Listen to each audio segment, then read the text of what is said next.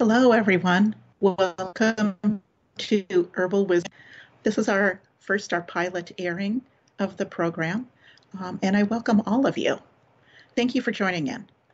Many of you already know me, but some of you may be joining in who are not familiar with who I am. My name's Karen Sherwood. I've been teaching about plants and their wonderful uses, not only edible, but those medicinal plants, as well as plants for tools or utilitarian plants. It's taken me through places over the last 30 years of teaching programs, but it began way back when, that as many of us do, we start when we're really young. I had many great teachers as a child, but my first one, I'd like to just say, thank you, Dad. Thank you for being my partner in the garden. We had many wonderful days out there together, and you inspired me to look closer at the green things. My formal education went on. I studied here locally in the Pacific Northwest.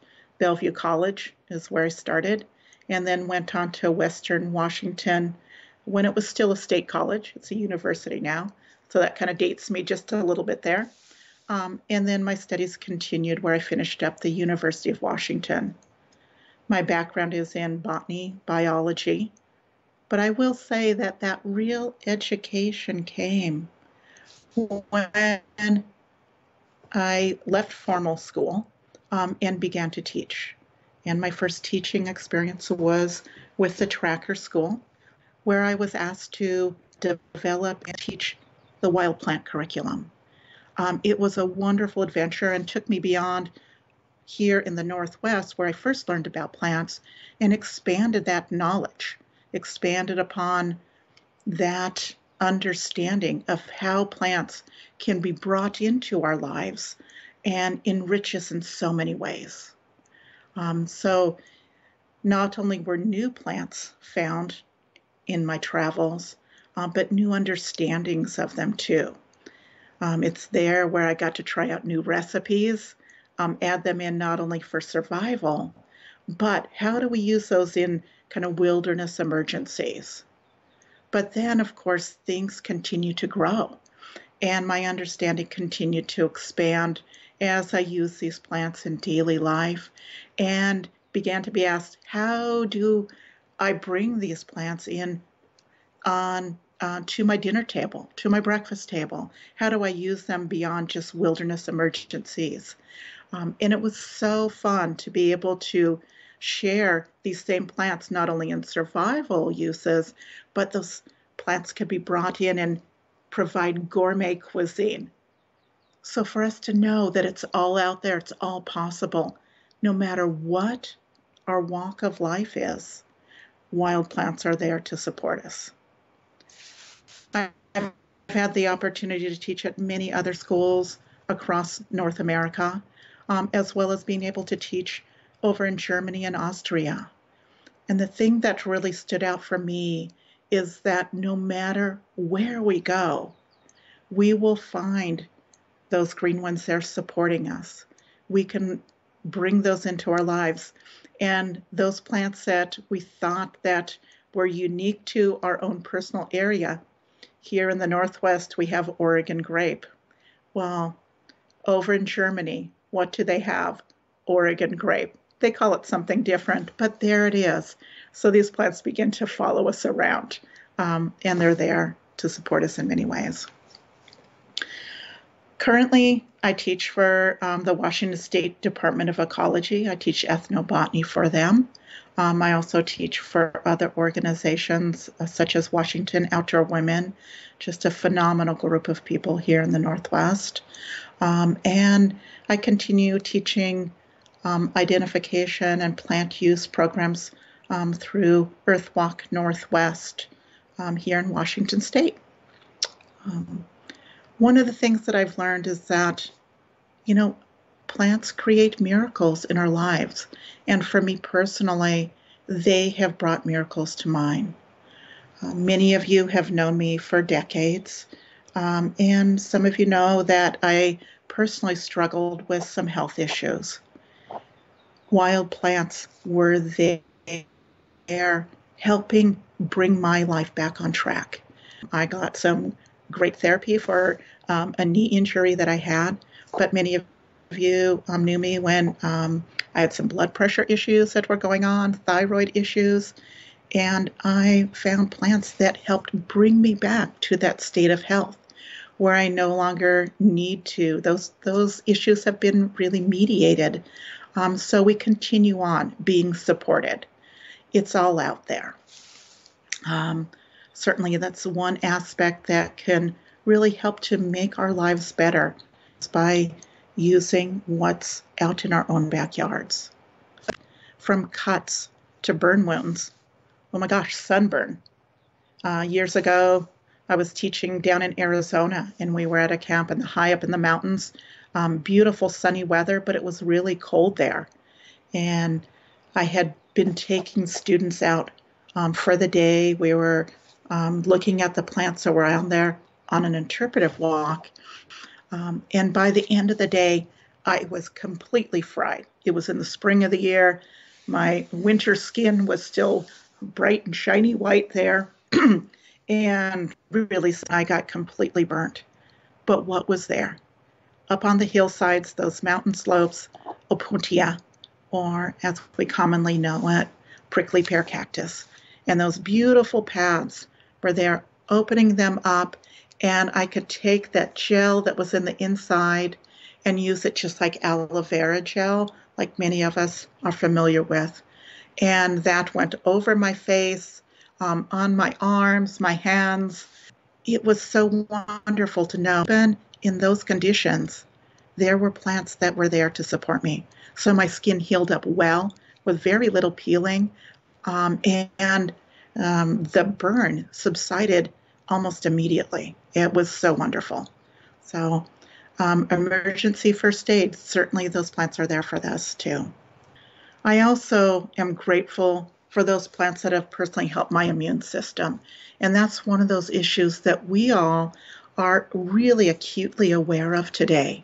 You know, how can we strengthen our immune system for what's going on worldwide? And a little bit later in the broadcast, I'll address some things specifically, but I will say to you that throughout North America as well as abroad, there are some amazing plants. They have helped to keep me cold and flu free for over 3 years. It's been about 3.5 years since I've had a cold or flu. And one of the plants that I use is Usnea, which we'll show you and kind of address in a little bit. But I think that this is amazing to know that there are things right outside of our door. So each day we bring these plants into our lives. They're there to support us through our food, the nutrition that they offer, but also in those acute situations. I am a firm believer in what Hippocrates said, hundreds of years ago. Let thy food be thy medicine, and thy medicine be thy food. And that's where we start. The earth takes care of us in such amazing ways, but it's bringing those plants into our lives on a daily basis that keeps that support constant and keeps us vital so that we don't need those plants for emergency situations. In this quickly changing world, wild plants have been the constant. They have been there to support us all along the way.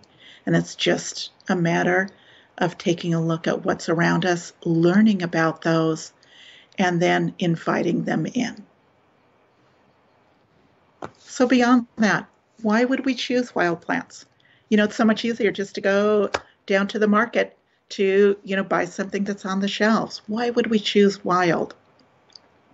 Well, one, that piece of things that I think that most of us are dearly missing is that connection. We've been asked to disconnect, but the answer is to connect, but would do so in that safe way, right? Wild plants are there for us. They're in our own yards. They're growing in pots out on our decks, whether it be the weeds that are growing up there or maybe the rosemary plant that we've put in that pot out there. But they're there to support us. The soils that these wild plants grow in are rich in nutrients. They're not been depleted with years of use, reuse, and using up everything that's there, only to have fertilizers added back in that only have a small spectrum, just enough for those plants to grow. But the micronutrients, those trace minerals that our bodies need, they're in those wild places still. So seek them out as those wild plants bring them into our own, bring them up into their own systems. They then offer them to us in return. Again, we're supported. Wild plants have not been artificially manipulated, genetically altered, artificially. A lot of those plants that are grown commercially are really manipulated for how long do they last on the shelf. Sometimes it's quite a long time, all the while the nutrients being depleted in them, they're spoiling, even though they may not appear so. Some of them have been grown specifically for shape. How do they fit in the packing crates?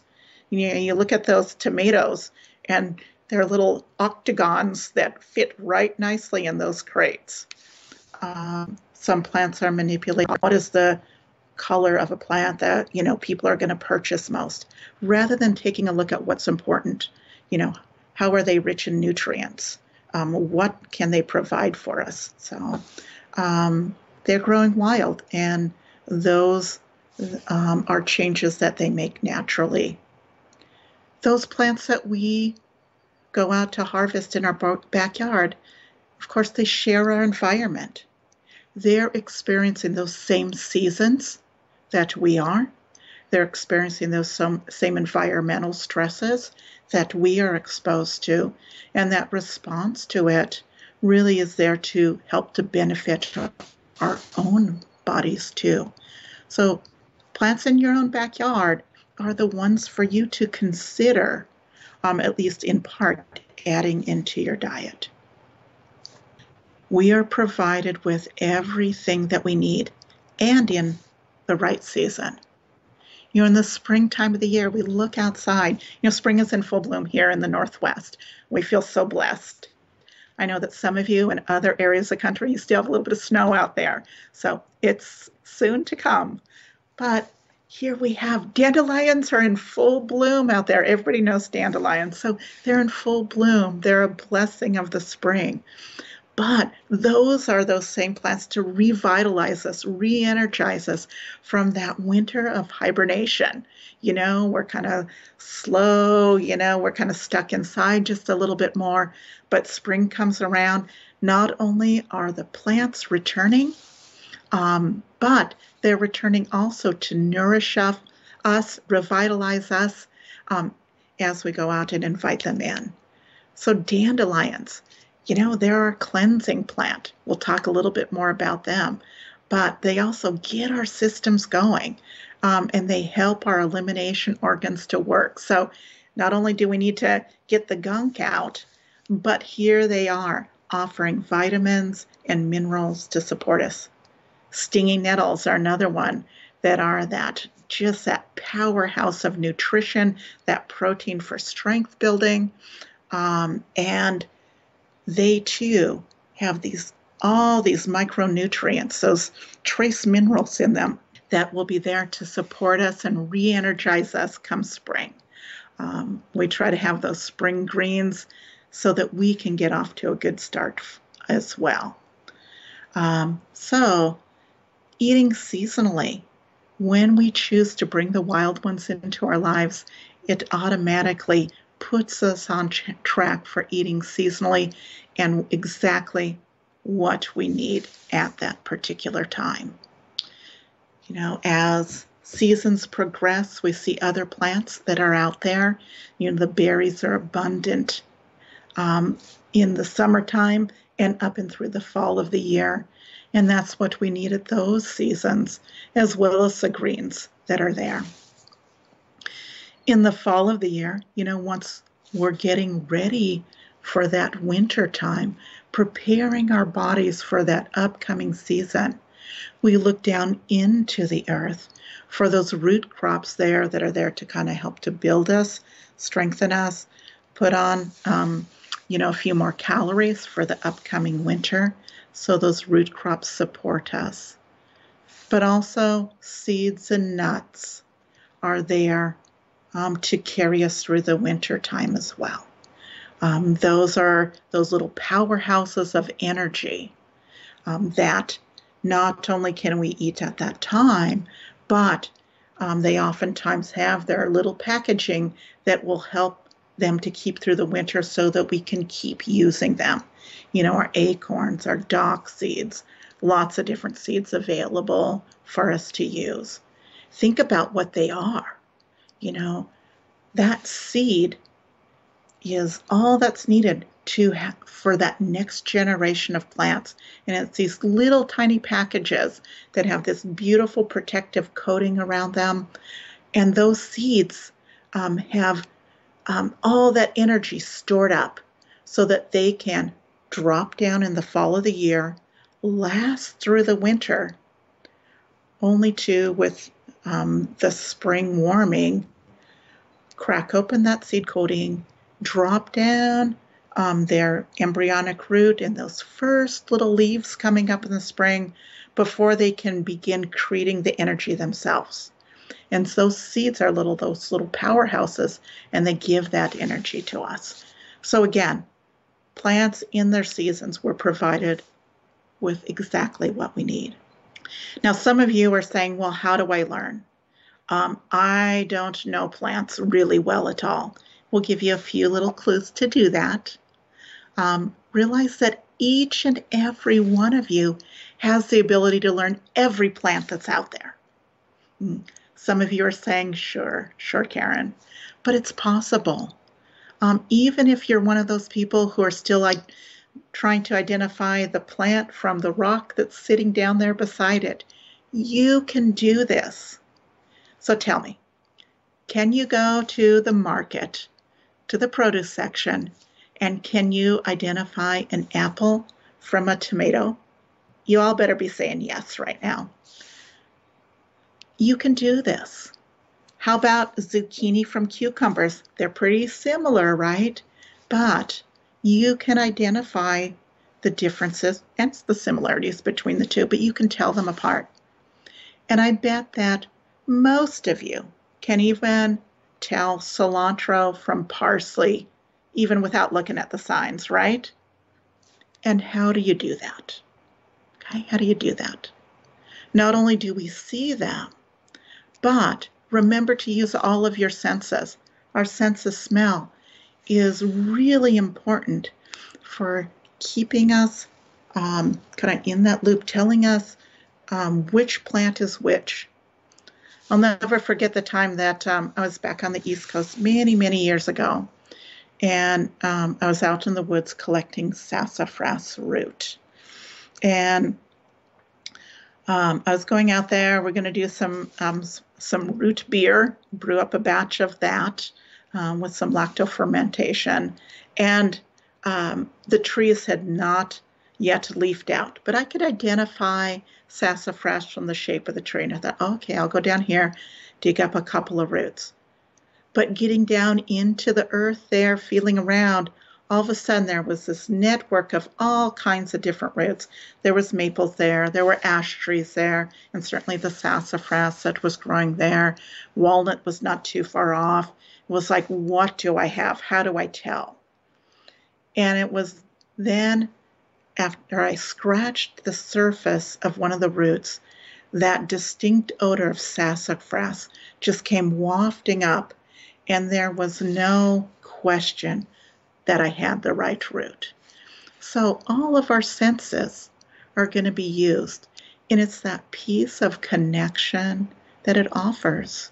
Connection to the earth itself, getting our hands down in the soil is so important, but smelling those smells, seeing the differences in textures, and ultimately touching on many of our plants, as well as finally after that initial ID, the taste sensation comes in.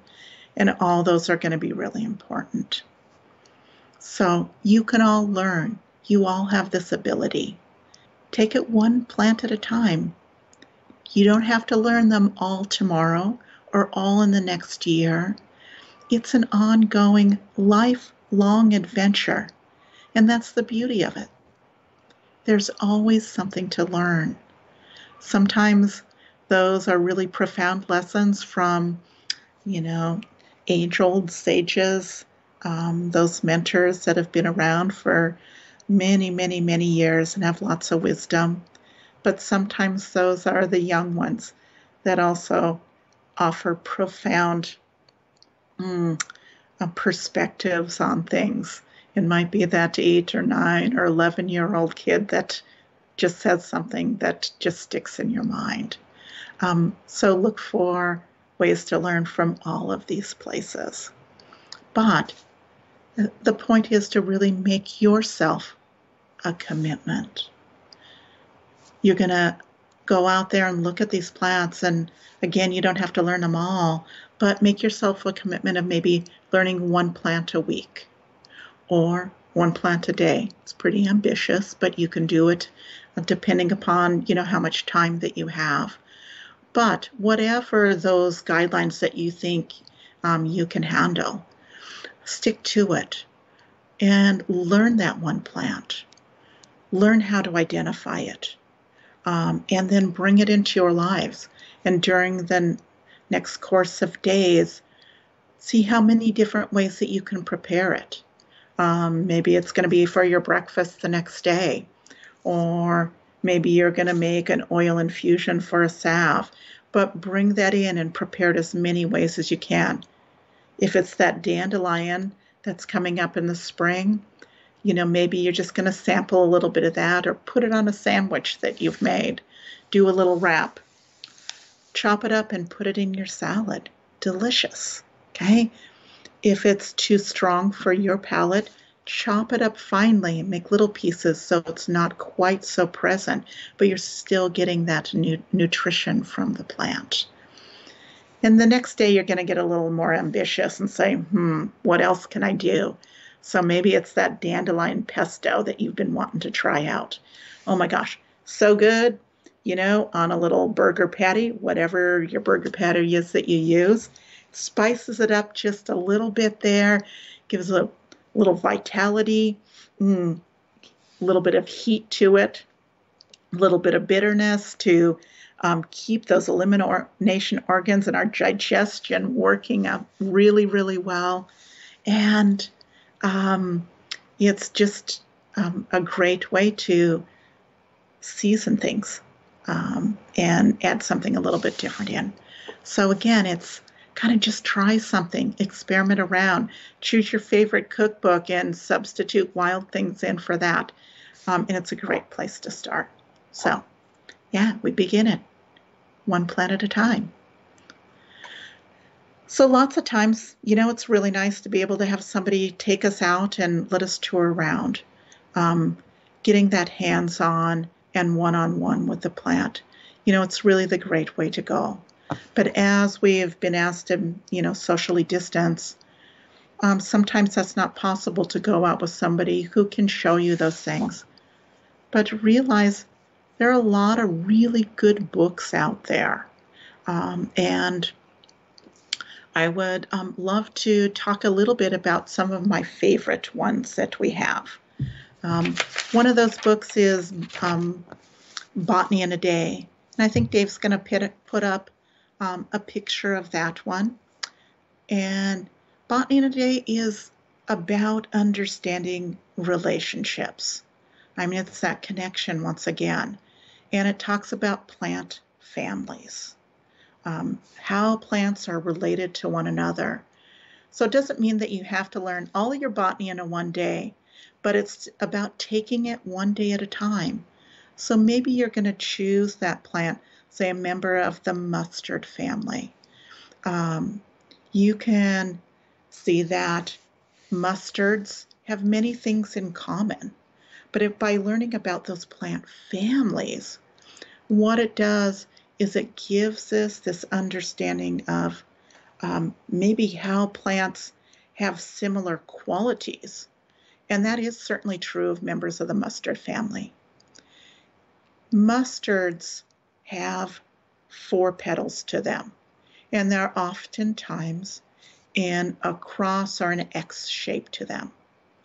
And if we look in that plant a little bit closer, we can see the stamen that are nested down the pollen-producing kind of reproductive parts of the plants. And in mustards, all mustards have 6 stamen. But the unique thing about them is that 4 of them are long or tall, and 2 of them are little shorties. If we have a plant that has 4 petals, 6 stamen, 4 long, 2 short, we know we have a mustard. And you're going, well, sure, so, well, here's the deal. You know, about worldwide, there are about 3,400 species of mustards. All of them are edible. Some less so than others, but all of them are edible. Some of them are hot and spicy, like our horseradish, and some of them are more mild.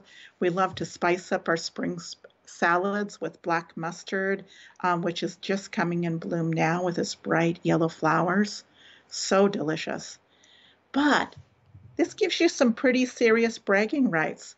If you can identify a mustard, now you know 3,400 species of wild plants, and you can go out to your friends and family and say, I know this number of plants worldwide. So there you go. One day's work, 3,400 different species of wild edibles. So this is what Botany in a Day does for us. It talks about the qualities of roses, them being astringent, but their fruits being laxative. It's that balance that's offered with these things. How wonderful is that? But it gives us kind of that broader understanding. So it's a plant book that I highly recommend. It's one that I have our ethnobotany students here at Earthwalk. It's one of their plant books for that curriculum. So it's one that's definitely worth looking into. Other books, I love Thomas Elias's book. Thomas Elias has gone out and he has done what he talks or writes about in the book. It gives that personal experience. It's not just information that has been regurgitated from other publications. There's new, unique, and personal experience that's given. And it's not just a little blurb or a paragraph. He goes into detail about those particular plants. I think that on cattails, was there about 11 pages on there. The oaks, there's a whole chapter practically on them. And it goes into that intimate detail, and it goes into that background and some of the things to look for, and that's comparisons, and it gives you that in-depth perspective on plants. These are plants that are found throughout North America and sometimes abroad, but the depth of knowledge in there is great. Sometimes we want plant books that are for our local area. Really, one of the ones that I really, really like is Discovering Wild Plants by Janice Schofield. This one's been around for a really long time. But what I really appreciate about this is that how complete the information is, and that it takes you to the next step. So not only in there does it cover the description, how do we identify the plants, but what is the season? What is the, excuse me, environment that it grows in? Where do we find the plant? What part do we harvest? How do we use it for food? medicine, utilitarian uses, cosmetic uses, historical uses. It also talks about any cautions that need to be addressed, any lookalikes that there may be. If there are plants that look like it that we need to avoid, that has certain toxins in there, there's a little skull and crossbones little icon down there that you can look at, and immediately that tells you, oh, hey, I need to use some caution here, beware. Okay, but finally, there's always that recipe that's there. You have a recipe that takes you to that next step, that allows you to make it possible. By going through and following that, you'll have a great experience. So Janice, thank you. Thank you for this wonderful book. You might want to find books in your area. I realize that not all of you are from the Northwest here. I have found that discovering wild plants is useful even back on the East Coast. There are many plants that are from coast to coast that are found in this particular book. So it's a great one. But find those that are good for your area. The other thing that I look for in plant books is that combination of photographs and line drawings. They're both important. But the line drawings, sometimes we pass them by because they don't oftentimes offer the depth that there is in the photographs. But minute details, which may be critical for plant identification, can be drawn in and highlighted in those drawings. So when we have that in combination, that's really, really wonderful. So again, Discovering Wild Plants has this. Oftentimes we're looking for specific medicinal plant books, and one that's been around for a long time that still to this day remains my favorite are the series by Michael Moore, not of the film industry fame. Michael Moore no longer is with us, but his books are out there supporting us even today. The one that I use frequently is Medicinal Plants of the Pacific West. There's Medicinal Plants of the Mountain West, Desert and Canyon. But I found that, again, even though they're for specific areas, suggesting that they're only for Western use, I have taken these books back to the East Coast and found them to be useful there as well. So what I really appreciate about Michael Moore's books is that not only, once again, he gives personal experience, but he makes it fun. He pokes fun at himself sometimes. He writes with humor, and that information stays with us. But this is, he also gives that scientific background along with personal experience of the plants, and he makes it fun. So we feel like we're getting that good information, but we can also, he makes it accessible and makes us feel like we can do it. So great plant book that I also really, really love. And then finally, one last book that I'll go over. I don't want to go over books for forever, but I think that it's really important, really the heart and spirit of how we collect and what we collect. And I would be remiss not to address that. Braiding sweetgrass is one of those treasures that's easy to read, that you can pick up at any time, no matter where you are, and you'll be reading exactly what you need to hear at that. Robin Wall Kimmerer writes from the heart, and I love hearing about those traditions about plants coming from that native perspective. But I also appreciate hearing that we can join in to the circle. We can harvest plants from the wild and still bring benefit to the earth in doing so.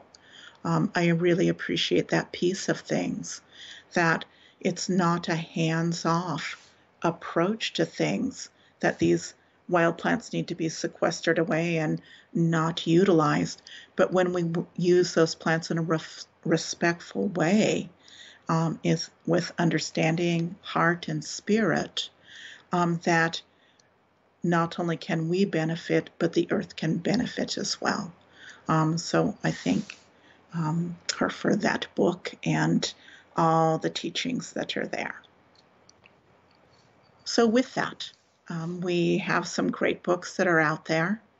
And before we kind of jump into different plants, I'm just going to speak really towards some collecting guidelines.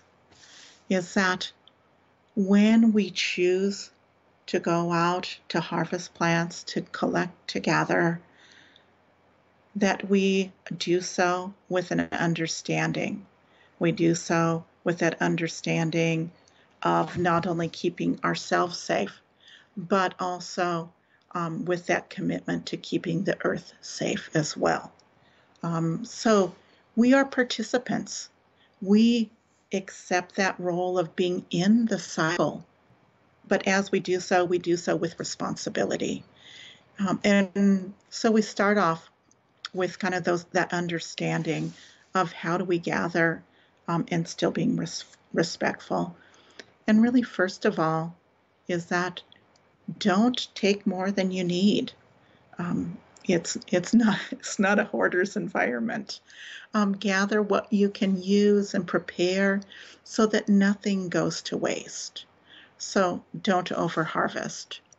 So when we harvest plants, the other thing that we want to do is that make sure that we've properly identified our plants. We don't put things into our mouth that we're just guessing at. It's not a guessing game as we go out there. So harvest only a portion of what's there, and only if we can identify it. If plants are growing in abundance, and they reproduce easily, we can collect a significant portion, over half of what's there. You know, the dandelions in my own yard, I go out and harvest. I can go out and pick 19 out of 20 of dandelions that are in there growing in my yard, and I know that they're always going to come back. They're always there to support me. They just keep returning again and again. But if I did that same thing with the patch of wild ginger that I have in my little wooded area, I would wipe out the whole patch. It would not survive. So understanding how these plants grow and how they continue on growing is important. What is their vitality? Are they going to come back no matter what? Or do we need to be a little more delicate in our harvesting? So understand that plant's energies and how it reproduces. If we don't know, we can use kind of that harvesting guideline of the 1 in 20 rule. If plants are in abundance, we can pick 1 out of 20 of them. But we can really, those perennial plants that we collect just parts of them, we can collect and bring into our lives, into our table, parts of them while still benefiting those plants. If I'm collecting salmonberry shoots out there, I'll take some of those young little tender shoots that are growing in the densest part of the plant, where that plant needs a little bit of thinning.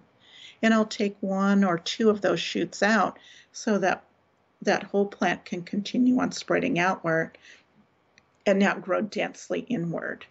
If I'm collecting sweet birch twigs, I don't go and cut off all the outer portions so it grows dense and compact, but I'll choose where 2 branches may be crossing one another and remove one of them, so the one that is left will continue on growing. Some plants thrive as we harvest them and need that personal interaction, but to understand how we can gather plants and benefit them is important. So take a careful look at that. So we harvest with that gardener's attitude, understanding that we are the caretakers of the earth. Okay. We also want to collect our plants from safe areas. Many places have become toxic or polluted. We, of course, want to avoid those. Wetland areas pose a special concern because of the things that come downstream, and those water-growing plants often have that tendency to concentrate those toxins or contaminants. So our cattails, our arrowhead or duck potatoes, wapato, watercress, those plants that grow in the water are of special concern. Make sure your water is clean and clear. The runoff coming down is not from, the golf course up on the hill. We do have one of those around here, where things seep down into the water systems. So stay to those healthy environments. Watch for sprayed areas. Stay away from the edges of roadways, a minimum of 50 feet back, and more so in heavier traveled roadways. Even along railroad grades or on kind of refurbished railroad grades. A lot of our trails in this area are on old railroad beds. Oftentimes, those places are really toxic with chemicals put in the soil to keep vegetation growth down, and they stay there for a long time. So we kind of stay away from those areas to harvest. Stay to those clean areas so that we can get the best nutrition possible. Okay. So we're careful as we go out. A couple of other things to talk about. Understand that medicinal plants, some of them fall more along the nourishing line, and we can use them all the time. Mint, for instance, a great medicinal plant, but we can have it kind of as a culinary herb as well as one that's just kind of everyday bring to our table. But other plants are really strong, and we want to be using an appropriate amount of them. Lomatium, dissectum, the big medicine, is one that we only use for a short period of time, 5 days or so, before we need to let our bodies really take over that healing process. So understand that sometimes we can use these plants every day, and sometimes we want to limit the plants' uses for the strength that those medicinal plants have. Okay. Try a few new plants at once. Understand that different people have different sensitivities. If you're sensitive or allergic to strawberries, wild strawberries are going to cause those same problems for you, right?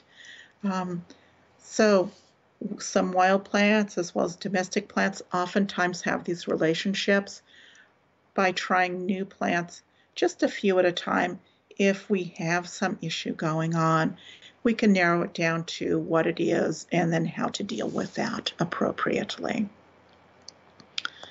And I think that those are the most of the points, but probably the most important part of that is the attitude that we harvest with.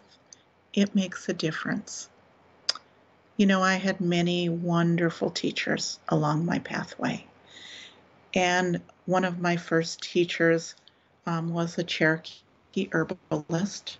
And he would come over to the school every now and then where I was teaching at, offering a little bit of advice here and there. But one of the things that he told me was that before we go out to do any gathering of plants, that in the Cherokee tradition, of his tradition, that they offered a thank you, and it was in the form of tobacco that was left beside the plant with prayers of gratitude with prayers of thanks. And before I could go out with him to harvest, I needed to make a bag to keep my herbal tobacco offering in. So I did that, and it took me a really long time to do. I wanted to do it right. And so after many months of working on it, I finally had it finished. And I was offered some Cherokee tobacco and an herbal mixture to take out. And it was then that I could go out and learn about the tradition of plants back on the East Coast, a little bit here and a little bit there. So it's a bag that I still have over 30 years later. And it goes with me when I go out to gather. Many of you have seen that. It's this one here. And I like to think that still today, that there's a little bit of that original tobacco in there carrying along that I was given so many years ago. So we give our thanks, we give our gratitude, knowing that it does make a difference. It makes a difference in our food that we prepare, our medicines that heal us. It makes a difference to the earth. So we're going to take a short break here for 10 minutes before going into some specific plants. So I'll give you a chance to get up and use the restroom, or maybe a chance to go outside and look at what's coming up in your area. So I'll see you back in 10.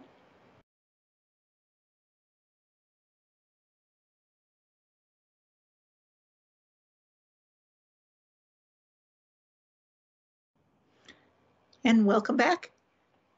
You didn't realize that you were coming back to a quiz, but it is quiz time. So first quiz here. What's the plant? Okay. We've got 4 petals in an X shape. Okay. And if we take a look at the flowers inside the flowers themselves, oh, look, there's 6 stamen in there. And you probably can't see it, but you have to take my word for that 6 stamen, 4 of them are long, 2 of them are short. So what plant family do I have? That's right, mustard. So what do I know about this? Oh, that's right, it's edible. Okay, so worldwide, 3,400 species. Learn this because then you have bragging rights, right? 3,400 species of wild edible plants. Now I know that's really rude, eating in front of you, eating while I'm talking, but oh well, you know. I learned my manners from all those years of survival in the woods, so my social skills are a little bit lacking here. In any case, I do also need to send my apologies out. I was a little bit nervous here, and so kind of got a little mixed up. Some of my favorite books to use are by Samuel Thayer, The Forager's Harvest. Samuel, you're wonderful. Thank you for sending me the books. Anyway, love it. Nature's Garden, okay? Another must-have. And Incredible Wild Edibles. Okay. So if you don't operate wild edible books with tremendous information by Samuel Thayer. I'll set those down there. We want to really talk a little bit about, what's out there for us. These are just some foundation plants. Many of you already have been using these plants in your daily life, but for some of you, you may not be aware of just really how great they are. We have plants that are coming up the spring of the year. And one of the basic ones to start with is dandelion. Dandelion Taraxacum officinalis, okay, one of our dozens and dozens of species of dandelion. That genus name for it, officinalis, tells us a tremendous amount. Any plant that has the scientific name, kind of the second part of the binomial, as officinalis or officialis, that tells us something, that these were some of those plants that were used in the bridge office that were used medicinally about 400 AD by the monks in the monasteries. These tell us that they have this long history of use, so to look closer at them. Rosemarinus officinalis. Many of our herbs have this species name. So look at it, it tells us a little bit more. Dandelion, dente leon, or tooth of the lion, is a plant that comes up and grows everywhere. You'll find it in amazing places. We were downtown Seattle one time, going to one of the broadcast stations down there, and just outside in the sidewalk, in a 2-foot by 2-foot planter with a tree growing up out of the middle of it, what was growing there? There was 4 common wild edibles, and one of those was dandelion. But it also grows up into the high mountain areas in those mountain parks that we can find in the backcountry. This is a plant that there are native species of it here growing in North America, but many of the ones that we see have been naturalized from European species. It doesn't matter. They all can. Was so highly regarded that the Apaches would travel 2 days distance up in the mountains to get to those big mountain fields of dandelion in the spring of the year. I mean, imagine 2 days on foot traveling to get to plants that are so highly regarded. There must have been something that they knew about them, that re-energizing in the spring of the year that they offered. So no matter what the species of dandelion is, we can use it, whether it be some of our native dandelions or naturalized, the ones growing up in our yards, as long as we haven't sprayed it there. All of those are wonderful for us, and they're right outside our doorway. So one of the things that we want to think about too is that with dandelion, sometimes there's some lookalikes to them. There is a false dandelion, fuzzy cat's ear, sometimes it's called, but its leaves are fuzzy or furry. There's some little kind of texture to it right there. Dandelions are smooth, so if it has hair or fuzz to it, it's not a dandelion. Also, as the plant grows up, the stalk of that plant, there'll be a single flower or inflorescence flower head on top of a stalk, one on the dandelion. Lookalikes oftentimes have multiple flower heads on top of a stalk. Some of the lookalikes, are not so good, either texture-wise. Sometimes we can eat them, but the texture is kind of maybe not so great. But other lookalikes may be great edibles. So we'll have a little bit a story about that a little bit later on. But what's important is to be able to positively identify your plant. So after that, to know that all parts of the dandelion are edible, with the exception of that flower stalk. So every other part is edible. The root of the dandelion, the young buds that are just emerging up, the crown of the root, which is where the leaves go and attach underground to the root of the plant. So it's nested down in there, and certainly the leaves and the flowers. Wonderful, wonderful plant. This is that plant that gets us going in the spring of the year. It gets our elimination organs working so very well. The root is that liver tonic plant. It's so rich in minerals. It replenishes our body, but also it really is that supporting of our liver. So no matter what we're going through, stressing on that, or we've overindulged in,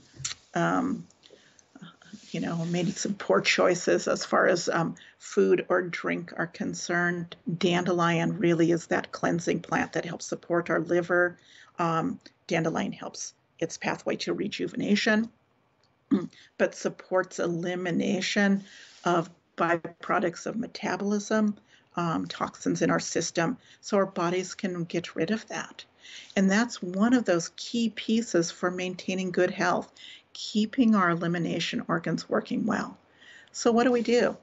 Dandelion root, simply the fresh root dug, rinsed off really well, and brewed up as a tea is fabulous.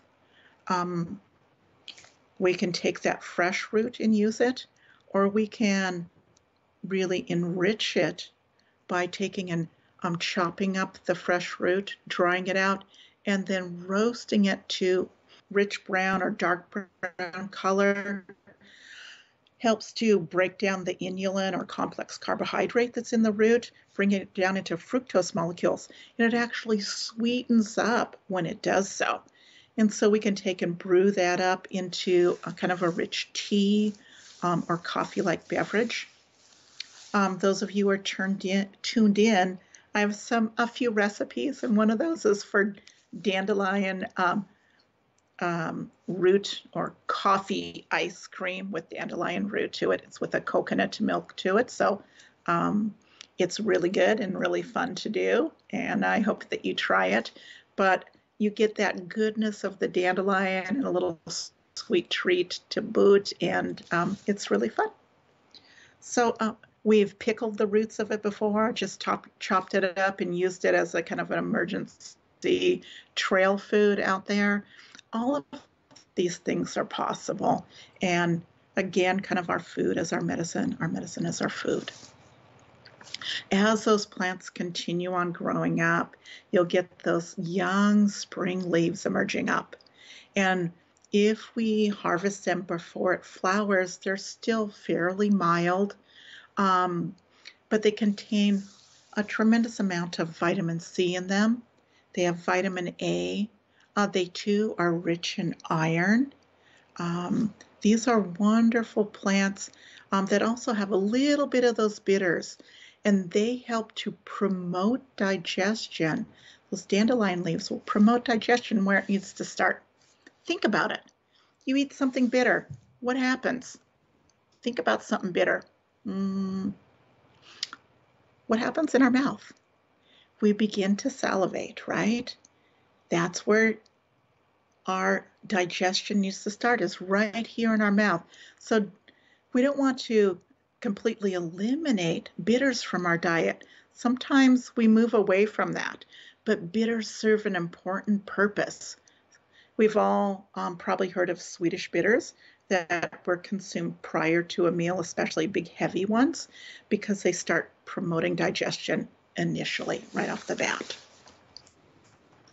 Anyway, also helping to stimulate bile production, furthering the digestive process. So a little bit of bitters in your diet. Don't immediately turn away from the bitters. Try to temper our palate to bring more of them in. Pretty soon, you'll get to be addicted to them. There are ways that you can temper that if it's a little bit too strong for you right now. Oils mask bitterness. And also a little bit of salt also helps to temper it as well. You can also chop dandelion leaves up fairly finely so you don't get a great big huge one in, say, your salad.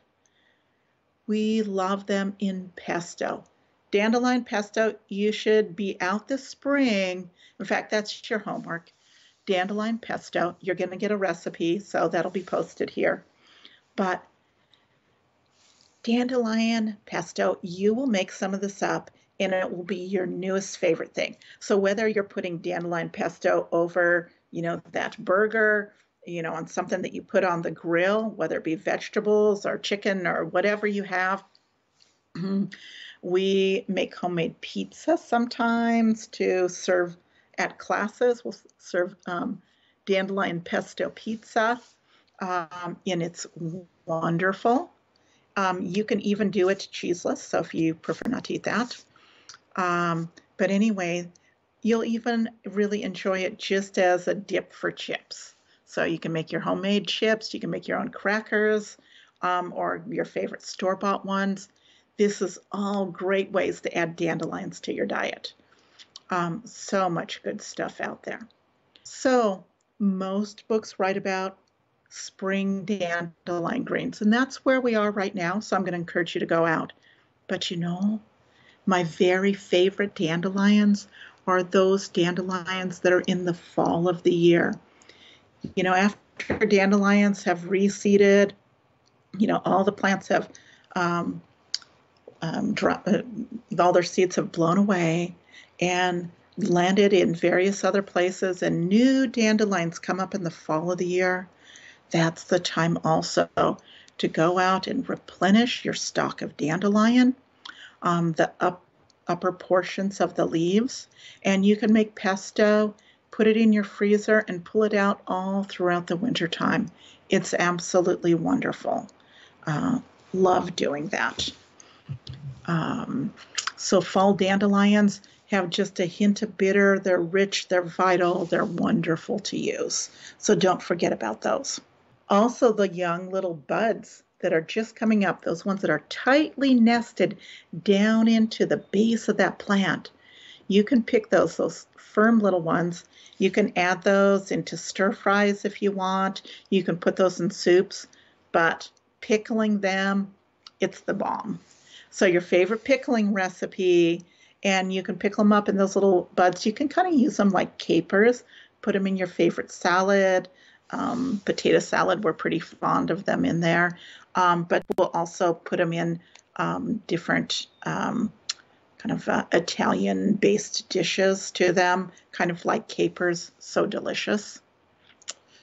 And then the flowers, of course. Flowers come to our table in many ways, whether it be taking the yellow parts of the flowers and sprinkling them on our salads, or making an infused oil out of them, which is really specific for skin tissue, specific or breast tissue, just to rub that on and make that as a base for lotion. Absolutely wonderful, particularly nice for fair skin as well. But let's not forget dandelion wine, those yellow flowers each and every spring. I first learned about dandelion when I was very, very young. And in the spring of the year, right around Easter, we would get together with our cousins. And we would be either gathered at their house or at our house. But whenever we were at my cousin's house, my aunt would always send us out with our baskets, or usually our Easter baskets, to collect the dandelions for her. And young children, we thought it was a great adventure to go out and get a basket full of dandelion flowers, and we'd bring them in, and she would just think that was the greatest, and dump them out and return our baskets to us. Well, it wasn't until years later that we really found out that what happened to these dandelions when we were playing hide and seek in the basement with our cousins and found the stash of dandelion wine down there. Well, it was still years later that my aunt took me under her wing and shared the dandelion wine recipe. And I think I was 15 or 16 years old when I got to make dandelion wine with her. And I won't forget about that and how generous she was to share that. Aunt Opal, while she's not here with us on this earth anymore, still her stories, and her dandelion wine recipe remains. And each and every year, we go out to collect dandelion flowers and bring them back in. And our dandelion wine has a new name, and it's called Ode to Opal, after my Aunt Opal. So, dandelion wine, that's another way to get those nutrients. There's so many great, great things that we can do. I mean, gosh, I mean, we could go on for hours about that. Get out there, find those dandelions, invite them into your life because they can offer so much to you. So those lookalikes, some of them are tasty, some of them not so good, even though they're maybe edible, they're not poisonous. You know, they really don't have that rich nutrition that dandelions have. So that texture of that fuzzy cat's ear, not one that I enjoy. Okay, anything that's fuzzy or furry, you know, kind of like eating a hairball, not so great, right? Also, textures that are really hard for me are slimy ones. So we try to avoid things like that too. But some of those lookalikes are good. One time that we were up in the Cascade Mountains, it was on a hunting class up there that I was in charge of camp as the official camp cook there. And one of the students really had been blessed with getting a turkey that year. And bringing it back was cleaned out to cool it down and to take care of it in the very best and honorable way. In looking to learn as much as possible, he took and opened up the plant, the turkey, to see what it was eating. And inside was a particular plant. And at first it looked like a dandelion, but on closer inspection, it was really sow thistle. This is a dandelion look-alike that grows up in the mountains. And it was at that point that it dawned on me, wow, if this turkey is eating it, I need to look at this a little bit more closely. And this was probably, I don't know, about 20 years or so ago. And after researching it, found out that, oh, this is it is indeed an edible. It's one that I hadn't used before. And then had gone back to collect some of this and prepare it. It's wonderful. And I think about, there were dandelions that were growing up in the mountains, and there was a sow thistle that was growing up there. And why did this animal choose the sow thistle over dandelion? It's got a soft texture. It's really nice, vibrant plant. And I started preparing it after that and thinking about all the good nutrition. So, you know, we learn something by taking a closer look is really the point of all that. Take a closer look. Learn what you can, and teaching comes through in amazing ways. So what else do we have in the spring of the year? I really encourage you to get out and see what's there in your own backyard. But one of the really great plants that support us as far as nutritionally goes is stinging nettle, Urtica dioica. It is a plant that grows abundantly across North America. I gather it here in the Northwest, but when I go back east to teach, there's nettle that grows back there as well. It is a plant that grows over in Europe. When I was teaching over in Germany, we had nettle soup over there, and it's a common one that's been around and utilized for centuries. It is rich in protein. That young plant growing up in the spring is dark, almost purple in color. And it's because of the rich iron that it has in there, but also high in calcium. It has that abundance of protein in it, of course. Some research suggests up to 40% protein, which is enormous. Okay. It has vitamin A, vitamin C, but those trace minerals are what really gives us that extra boost and that extra nourishment. Stinging nettle, like its name indicates, can sting us. There are little tiny hairs along the stalk of the plant, on the leaves as well, that if those little hairs get stuck into our skin, they release formic acid in there, which causes that sting. And formic acid is that same stinging acid that's in ants, those biting ants. And so how can this plant that stings us in that way be so good for us? How do we use that? The thing is that we just simply need to know how to prepare it. Stinging nettle, the sting is remedied by cooking it or drying it down thoroughly. So by cooking it, we just cook it down, and we can take and eat stinging nettle as a cooked green. I like to take a little bit of water in a pan and cook it down just till it wilts. The water evaporates. Add a little bit of sesame oil. You can put garlic and ginger in there too. A little dash of tamari. Oh my gosh, so good.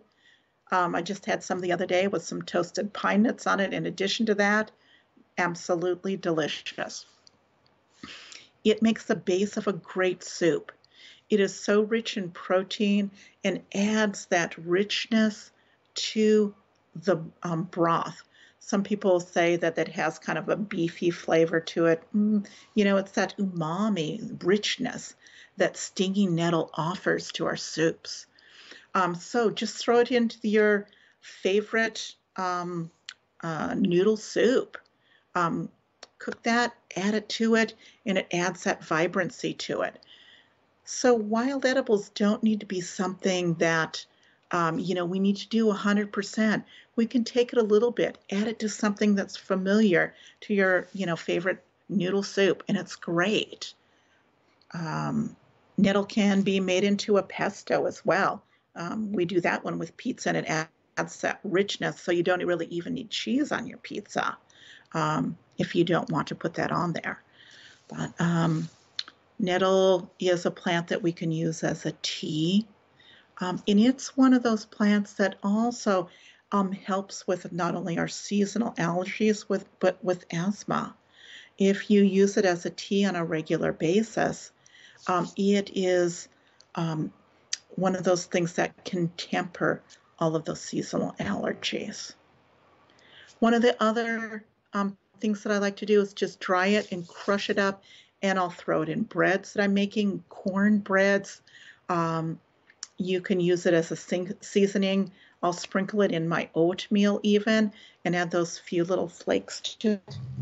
I have some right here, just some dried herb, okay? And some stinging nettle that I keep in my herb cabinet. So you can add it to yours as well. So nettle is one of those plants that we want to gather prior to it going to flower. And pretty early in the season, it will begin to flower and go to seed. And at that point, that the vegetation changes, it transitions and becomes a little bit more difficult for our kidneys to process. So we want to avoid it later on. It's not that a little bit of that's going to harm you, but if we use that in great quantity, it's really difficult on really hard on our kidneys. So harvest it early in the season, either drying it out for later use, or we can take that plant, cook it up, make it into a beverage. Stinging Nettle Ale is another one of those that you'll get in your little recipe for those of you who've joined in. And I encourage you to go out and make some Nettle Ale. And it's that beverage with mild alcohol content to it, but also has these redeeming, nourishing qualities to it too. When it gets brewed up with early spring nettle, it turns out to be this faint pink color and looks like champagne. So delicious. So another thing that you can do. There's so many creative things that we can do with nettle. Harvest carefully, harvest cautiously. A little bit of sting actually can. When I was teaching over in Germany, there was a small town that we were near, small town of Belzig, and it was celebrating its 1,000th year. And we went into town one day. The hosts took us on a tour there, and one of the things that was pointed out was these three little ladies that even in the middle of summer were wearing their big wool coats and their scarves and, pretty iconic. And we were told that they were walking on the path out through this field out to the forest area where the nettle grew. And it was late in the season, and I thought that was curious. And it was explained to me that they were going out to get the nettle to sting them. And this is a process called urtication, where you actually deliberately sting to encourage blood flow to an area, encourage lymphatic movement in particular, to help to cleanse out those joints. And they would do this to remedy or temper their arthritis so that they could work pain-free on their handcrafts of knitting or tatting or crocheting or whatever. And I thought how incredible that these ancient traditions still are present in our lives today. So stinging nettle is oftentimes one of those plants that we are taught that, it's that bad plant. I mean, really, are there any bad plants? No. But it's one that we really need to use appropriately, harvest cautiously, and with care, but bring it into your life, and it can help rejuvenate, revitalize, replenish you in so many different ways. So it's not all there is about nettle, but I do want to continue on with some other plants too. Again, those spring ones that are popping us, we have bittercress, Pennsylvania bittercress, or Western bittercress grows up around here as well. It is a plant that pops up early and is going to flower right now. But it's one of our cresses, one of our mustards, another one of those. So what do we know? Of course, that it's edible. But it's spicy, kind of has a little bit of horseradishy. It gets us energized. It gets us going. It's wonderful thrown into our salads. I do a little quinoa salad up. I'm going to have some here in a little bit, eat in front of you again, But it's one of those ones that spice up our dishes. So whether you're putting it in deviled eggs, which we love, and spice those up a little bit, or your favorite salad as a dish, this is one that's also just one that just kind of gets our energy going again. So those are a few of our edibles on the scene. But, a lot of us are tuning in because we have the time. We have the time because we're being asked to stay inside and not to go out. And it's because of world events.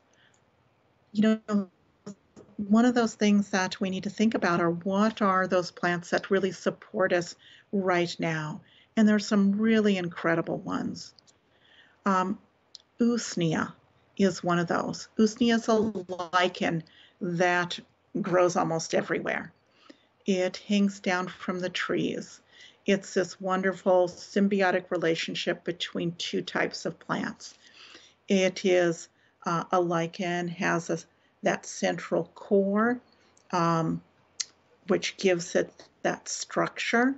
And so it's surrounded also by a photosynthetic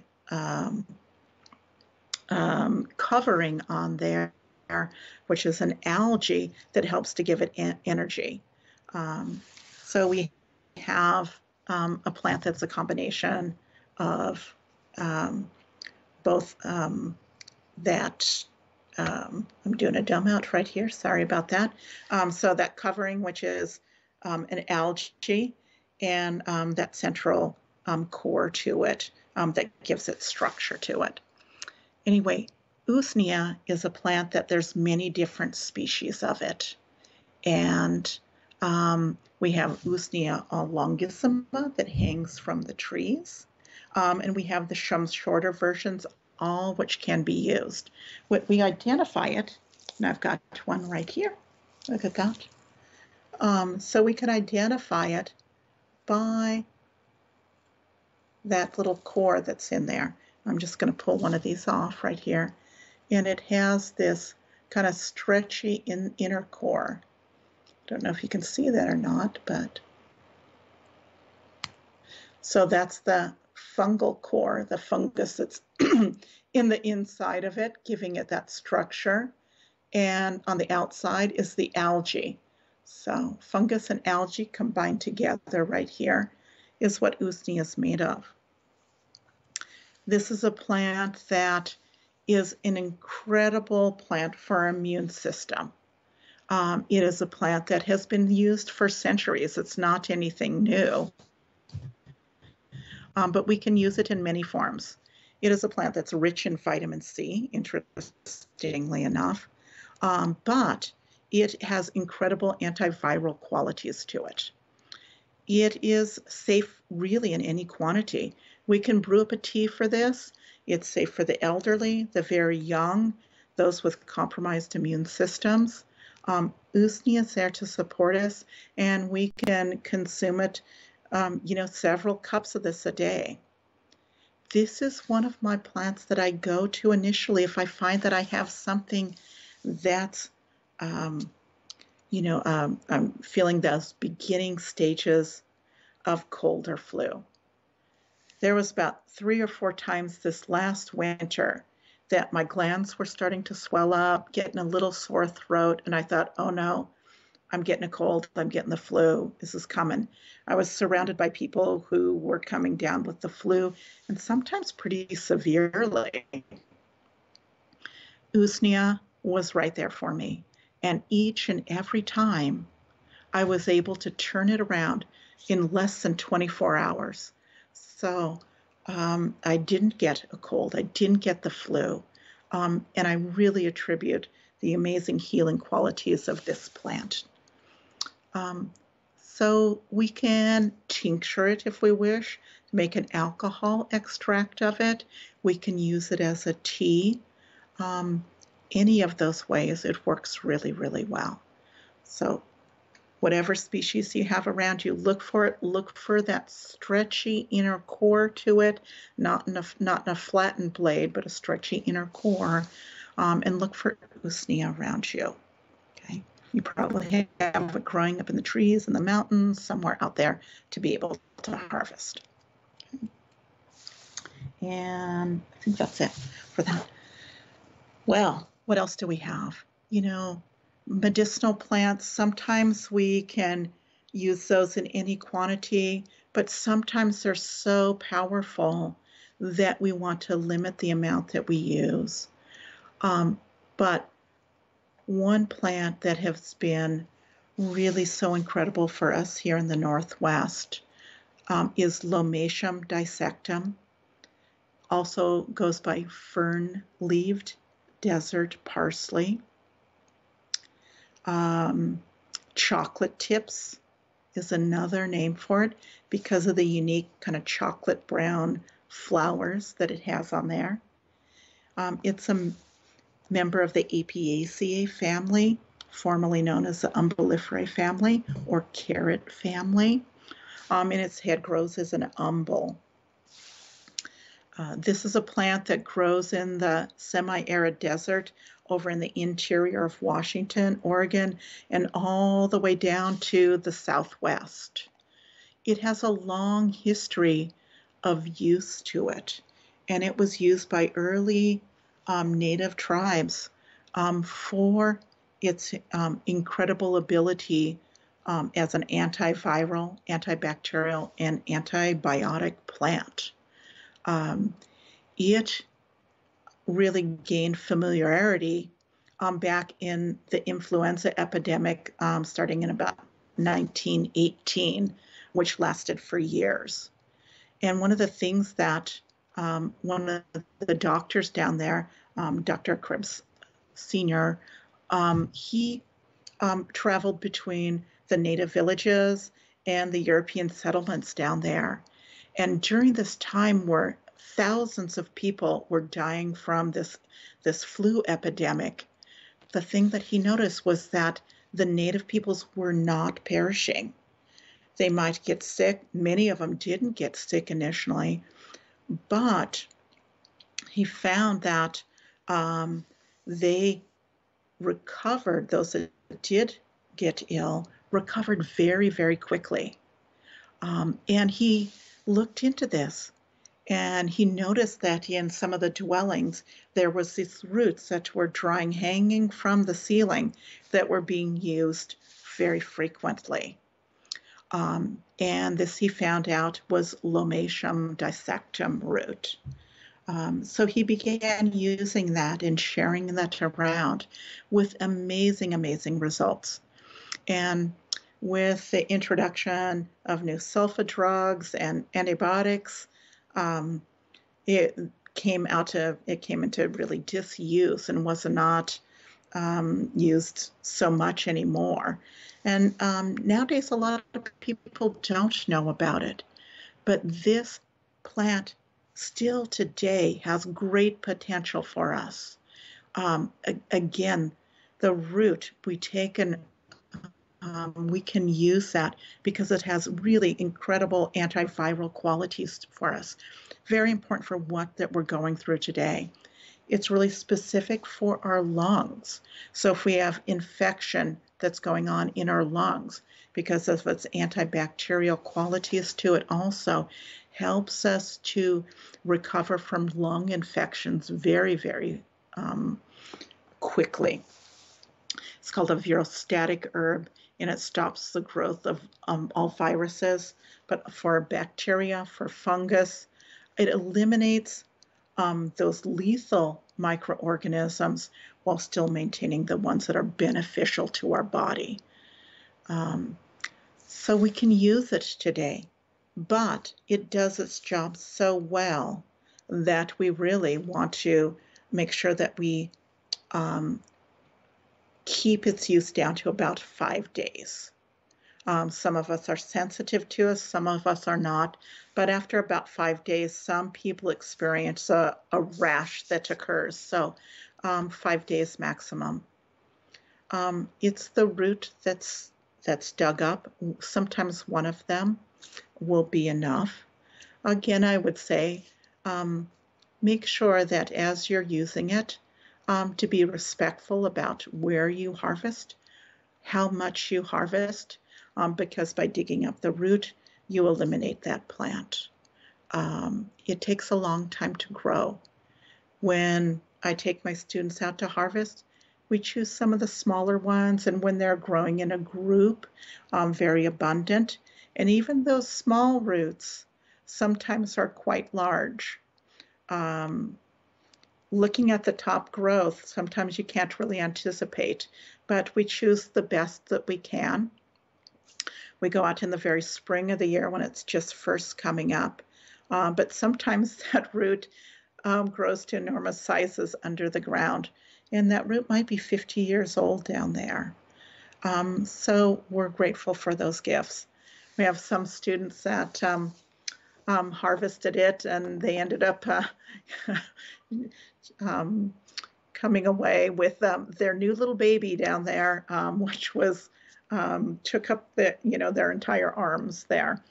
So really, we're grateful for that, and we had lots of uses that this can be used for. So that root, we want to talk a little bit about that. That root of that plant has this milky latex or milky sap to it when it's really fresh, and it will ooze that. Taking a little drop of that, putting it on your tongue, immediately you can feel the effects, not only in your mouth, but it begins going throughout your whole body. You can feel it throughout your body. a little bit of this goes a long way. Some of the ways that we use it is to dry out the roots. I have a couple of those roots right here, and these ones, you can see that these ones have a unique pattern in the root of them. They're cut crosswise. And we'll take a little piece of this and rehydrate it and brew it up into a tea or decoction, simmering the root and then drinking that as a tea beverage. It doesn't taste good. Fair warning, tastes hideous, just let you know. But it really tells us that that's our medicinal herb. You know, that's that difference between those edible and medicinal plants, is that medicinal ones, oftentimes we don't want to be consuming them so much. So a small amount of the root, rehydrated, simmered up, so we can use it in the dried form. But sometimes we may want to tincture it.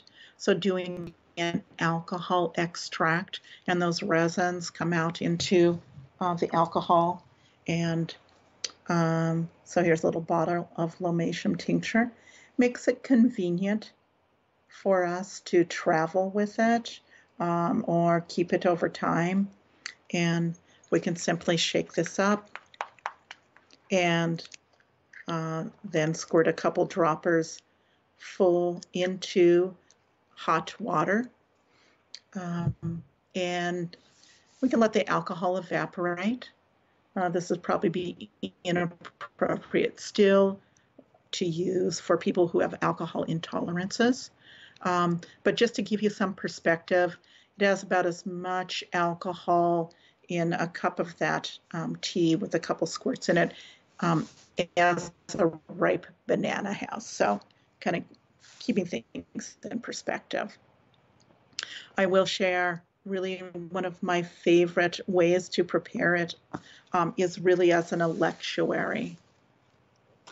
Later on in later broadcasts, we'll talk a little bit about how to do these things. I know that you can look them up online, but I'll give you kind of my personal experiences with different plants. Here's an electuary. This one is a honey infusion. So the root is chopped up, and let's see, we'll just do that there. Here, we can pour this out. There we go. So the electuary is a honey infusion, and I'll not only consume the honey there, using that in a tea, but also take a little bit of that root that's there and chew that up. And this will keep simply on your shelf, okay? Just like that. Or you can put it in the refrigerator if you wish. Sometimes it'll crystallize there. But an electuary is a really nice way. And then, of course, honey has those beneficial qualities to it, too. And I'll tell you a little story about how this really was miraculous for me. I was going to teach a training for ecology for ethnobotany for the Washington State Department of Ecology. And it's a week of teaching, and it's really intense, and we cover many facets.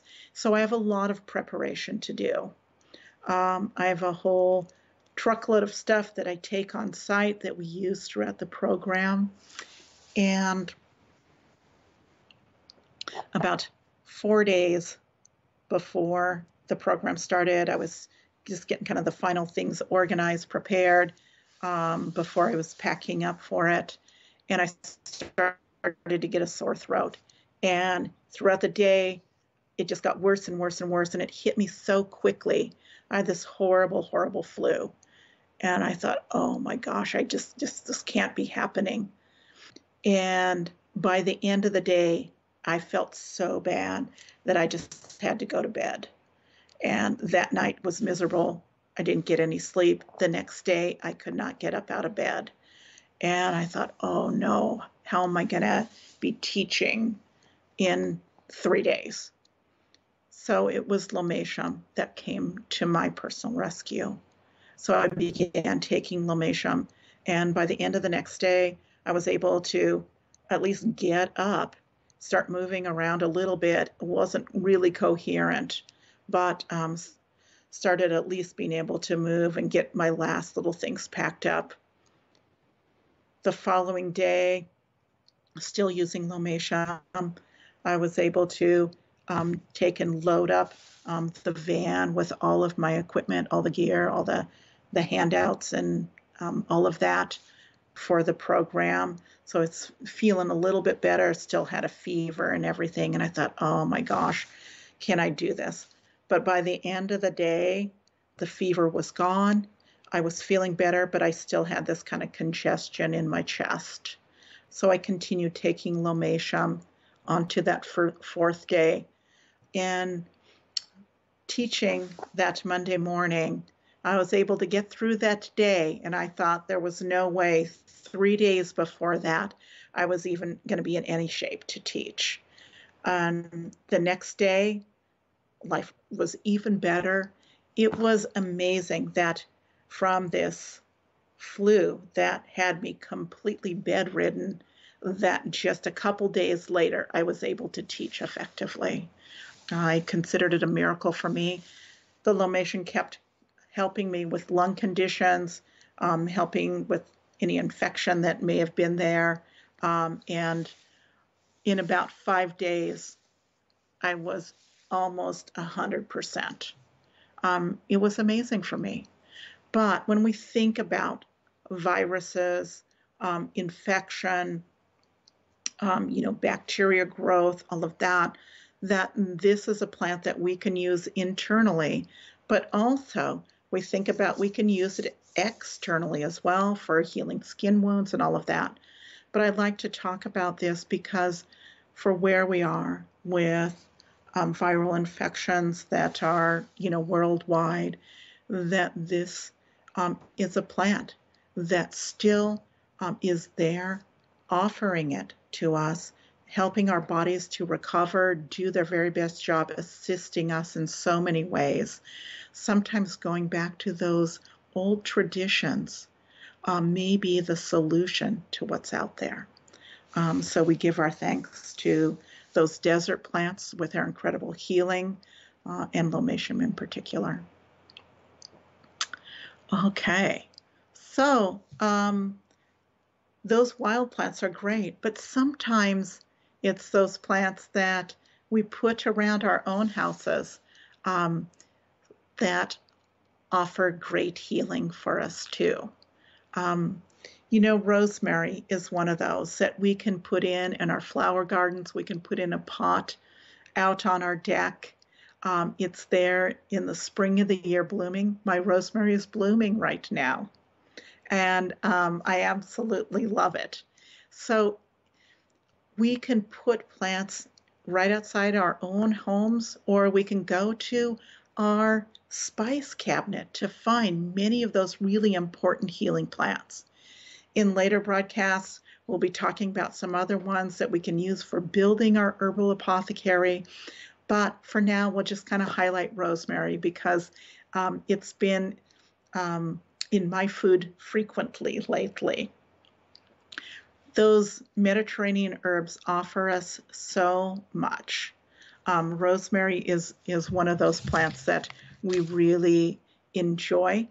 It's one of those plants that has some antiviral qualities, so it's really important for today. But one of the things that I love about it is that we really think about it as a brain tonic.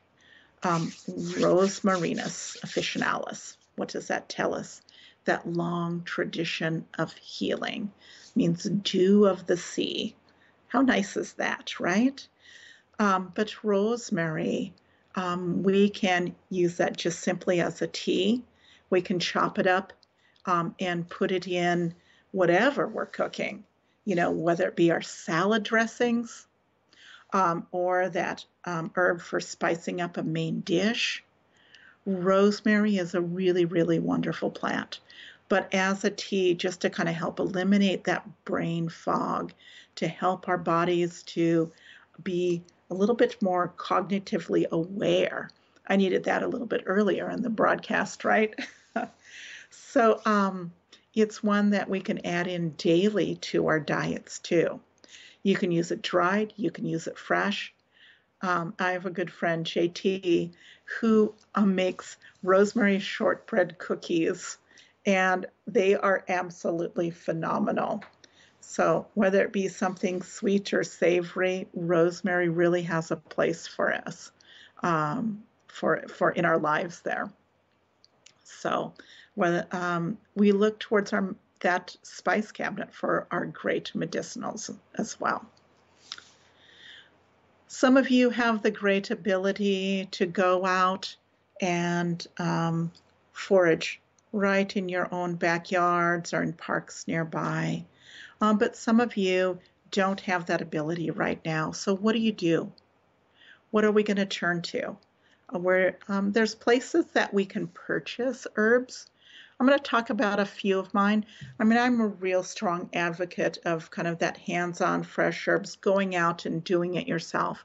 But sometimes we don't have great choices at our disposal. And we rely on others who have gathered for us.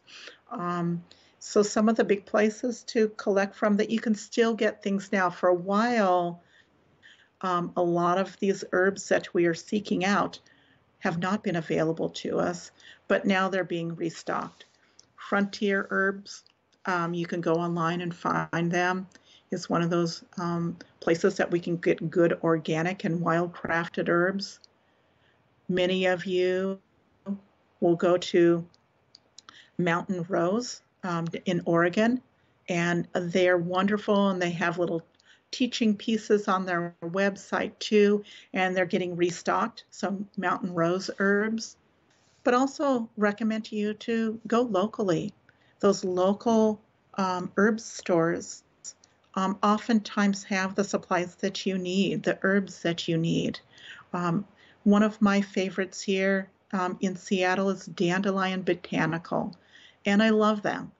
Not only are they well stocked, but their staff is so informative, and that's what you get when you go local like that. Dandelion Botanical has been a great place to shop for me. You can get things in bulk, but they'll also give you suggestions if you're in need of certain things. So check out local in your areas too. Okay. We want to, I recommend to you, get outside, see what's there, what's in your own backyard. When you learn about these plants that are there, all of a sudden, you'll find them everywhere. You swear that they're following you around. I've heard my students comment more than one time, oh my gosh, I've been out there and this plant is everywhere now when they've been introduced to it. It opens up our awareness, our ability to see, but more importantly, it offers that connection that we are in need of this day, right now, in this time in our lives.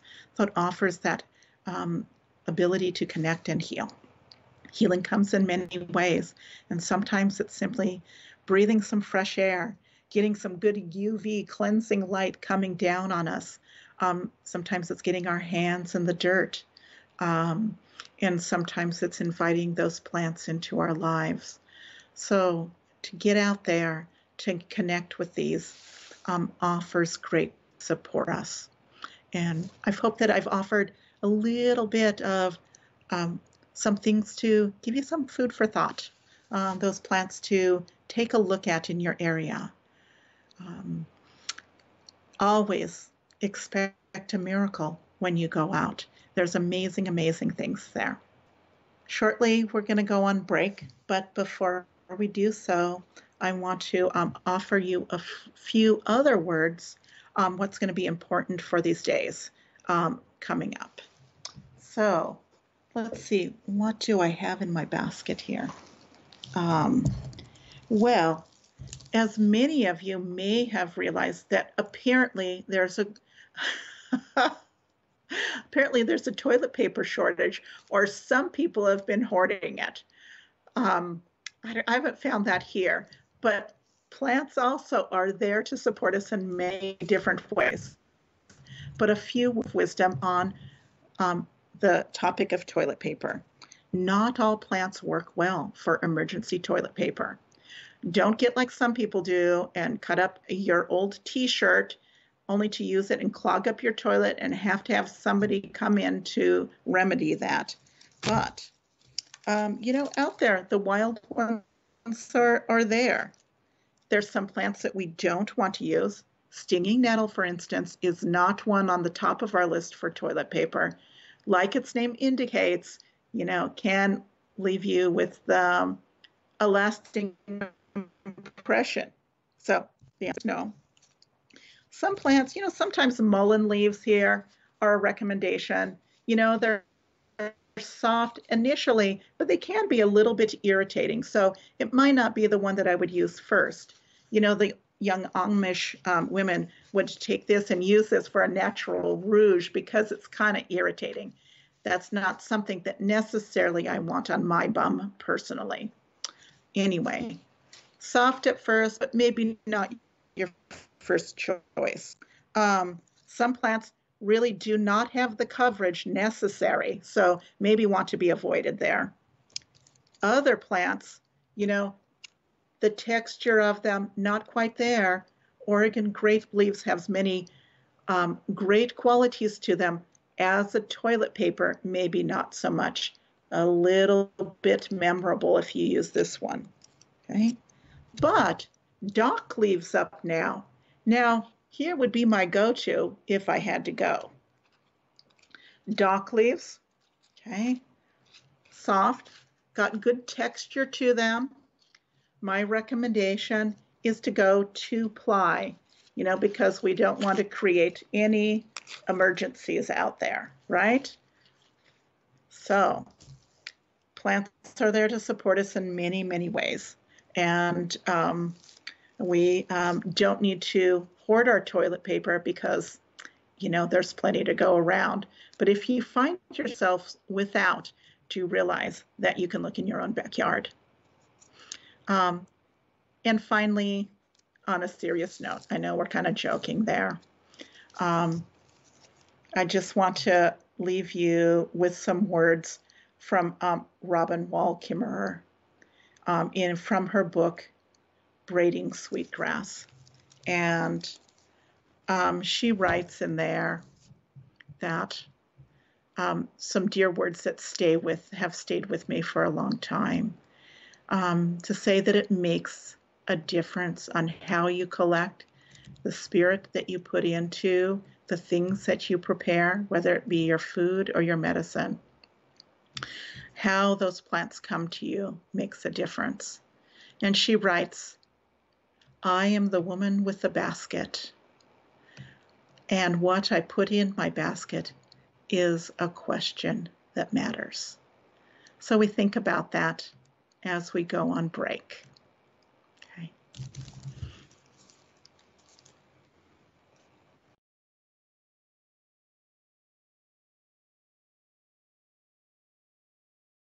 Well, and welcome back. We're in the chat room now, and so I'll try to answer a few questions that there are out there. And I'm trying to go by memory here about what people said, so hopefully I'll answer your questions well. Places in Portland, I would suggest, locally down there you have mountain rose herbs, and you can order online. So if you can't go into places personally, kind of that online ordering is really where it's at. But honestly, if you want a little bit more personal attention and speaking with somebody who's really knowledgeable, call in Seattle, call Dandelion Botanicals. They're amazing. They're personal friends of mine, and they just do an incredible, incredible job. It's a local apothecary shop, and they'll help you out. So give them a chance.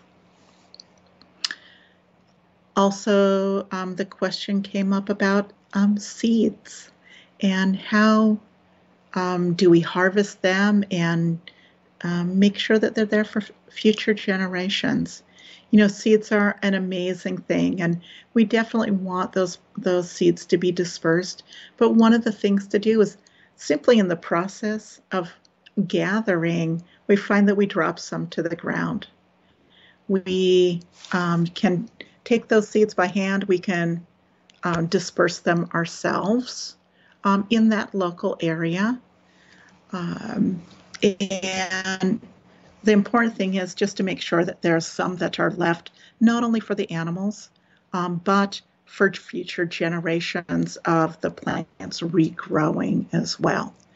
Beyond that, plants are pretty tenacious. They're going to be there. So as long as we offer some of them back and don't take everything, take only a portion, maybe up to half, depends on what the plants are, but make sure some seeds are left for the next generation too.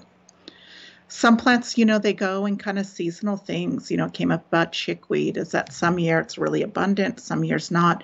A lot of that, it doesn't like the heat. So if you've got a really hot year, it's one of those kind of semi-succulent plants that is really likes kind of the shaded, a little bit wet areas too. So if it gets too warm, it's not going to be real happy.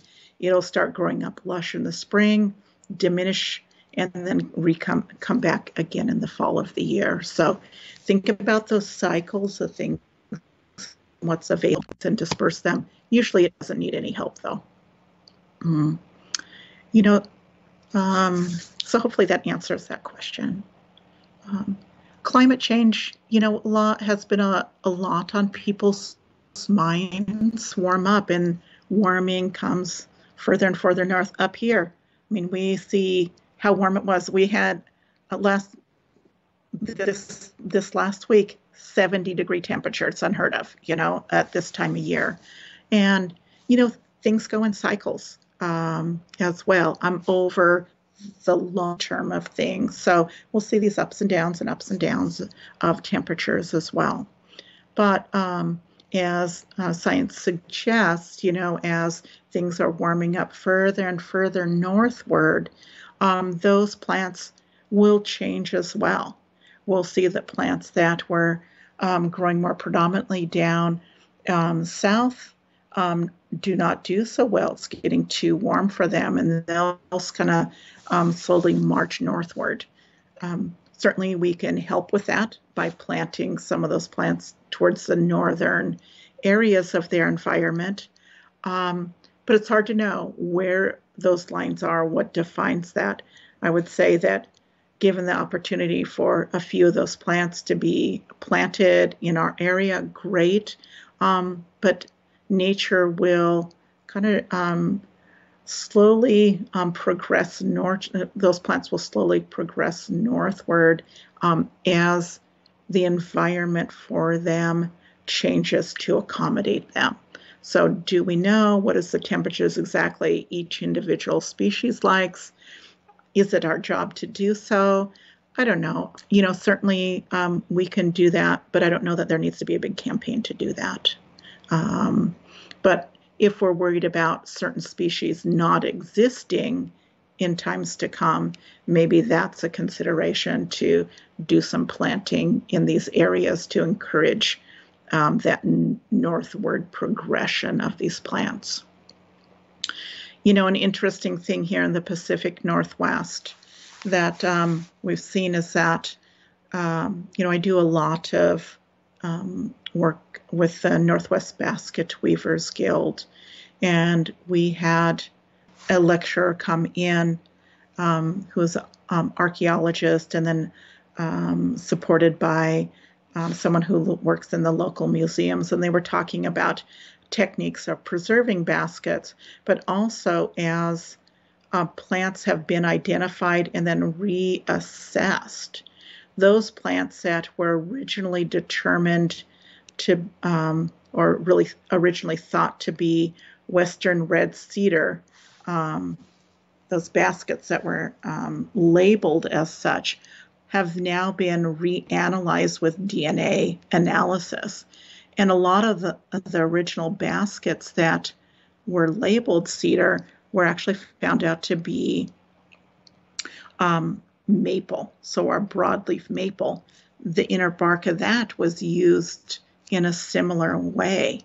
And so many of these maple baskets are showing up. The question arises, was there actually more maple here 400 years ago than Western red cedar? And at this point, we don't know, but we do understand that even in that shorter time period, 400, 600 years or so, that the climate even changed within that shorter perspective of things. Anyway, things to think about is that is a natural cycle of things regardless. And I think that is maybe the last of the questions that I have.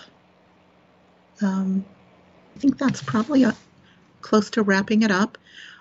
So first of all, thank you, all of you who have joined in. I hope that you've learned something. I hope that you'll go out and explore those plants, and they can create miracles in your own life. They're there to support us in so many ways. So just get out there, connect with the earth, connect with its gifts. Always expect a miracle. If you care to join in the upcoming sessions, there's 5 more on the horizon. The next one will be next Saturday, same time, same place. And each session, we will cover here different wild plants.